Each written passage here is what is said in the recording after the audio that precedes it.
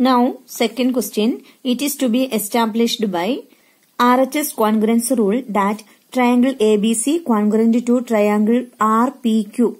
What additional information is needed if it is given that angle B equal to angle P equal to 90 degree and AB equal to RP?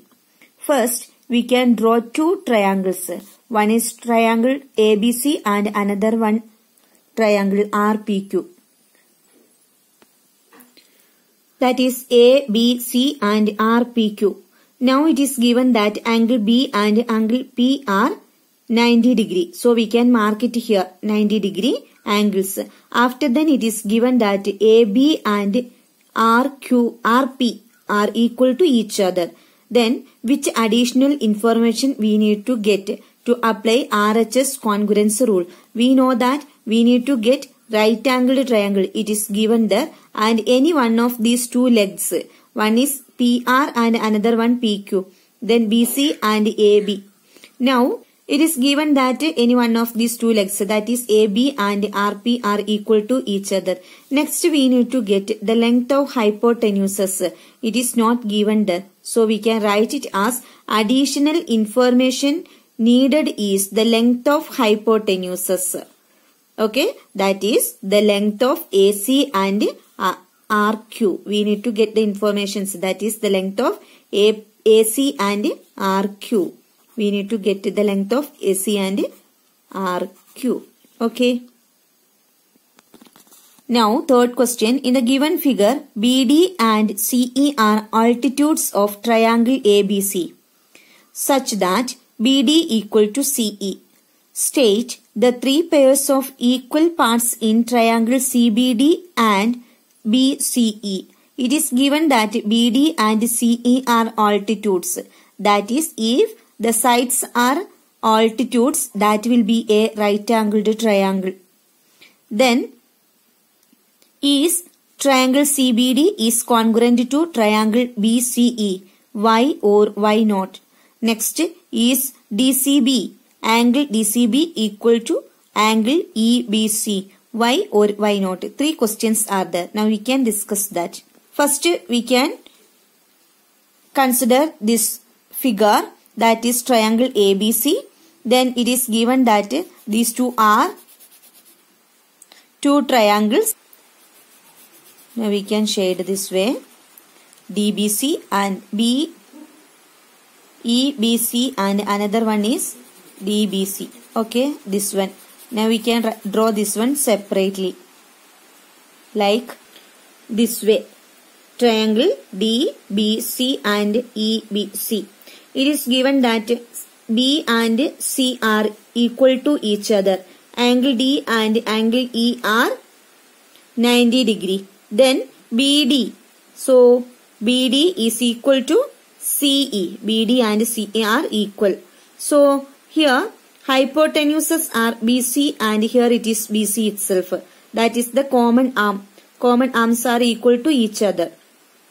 Then angle D is equal to angle E, that is 90 degree. Then next one is given BD and CE are equal to each other. BD and CE are equal to each other. That is any one of these two legs. Here this is the hypotenuse. Okay, this side will be the hypotenuse because D is 90 degree and here it is 90 degree. The side opposite to 90 degree will be the hypotenuses. Okay. That is hypotenuses are common arm and here it is given these two sides are equal to each other. So we can say these triangles are congruent to each other by applying RHS congruence rule. So second question we can say triangle CBD is congruent to triangle BCE by applying RHS congruent rule. Yes, this statement is true. Next is DCB. That means this one. DCB. This angle and this angle are equal to each other or not. So we know that these two angles will be equal to each other because these triangles are equal to each other. So at the time its corresponding parts will be equal to each other. So angle B and angle C are corresponding parts of these two triangles. Okay. Now we can discuss this fourth question. ABC is an isosceles triangle with AB equal to AC. That means we know that for an isosceles triangle, two sides will be equal to each other and the two sides are given as AB and AC are equal to each other. So at that time these two angles will be equal to each other because these two are isosceles triangle. And AD is one of its altitude.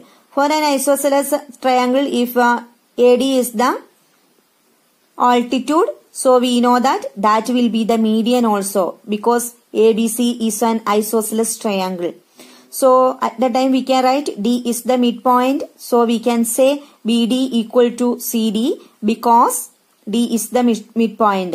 Also we can say these two are congruent to each other, and at the time if two triangles are congruent to each other, that's the corresponding parts also will be equal to each other. So we can say DB and DC are the corresponding parts of triangle ABD and triangle ACD. Okay, now we can consider this one as two triangles. Okay, then the fourth question. Here the first question is state the three pairs of equal parts in triangle ADB and triangle ADC. Now we can say that angle ADB equal to angle ADC. We can't say that angle D equal to angle D. We have to say that because angle D is divided into two. So at the time we have to say that angle ADB equal to angle ADC, that is equal to 90 degree. Okay, that is one corresponding parts, and so we can say it as BD equal to CD because D is the midpoint. Then next one, it is given that AB equal to AC, that is hypotenuses of these two triangles. It is given that these two sides are equal to each other. Then the next part is ADB congruent to triangle ADC? Why or why not? Yes, according to RHS congruence rule, we can apply here RHS congruence rule because it is given that 90 degree angles and hypotenuses are equal to each other and the sides of these two triangles, that means BD and CD, are equal to each other. That is length of the sides of congruent triangles. Then the third question is angle B equal to angle C? Why or why not? We can write it here angle B equal to angle C or corresponds to angle C because these are the corresponding parts of congruent triangles. Also we can write it here as base angles of isosceles triangle. B and C are the base angles. If we are considering triangle ABC, we can say B and C are the base angles. Then the third question is BD equal to CD? Why or why not? Yes, BD equal to CD because corresponding parts of congruent triangles, or we can say D is the midpoint. Okay.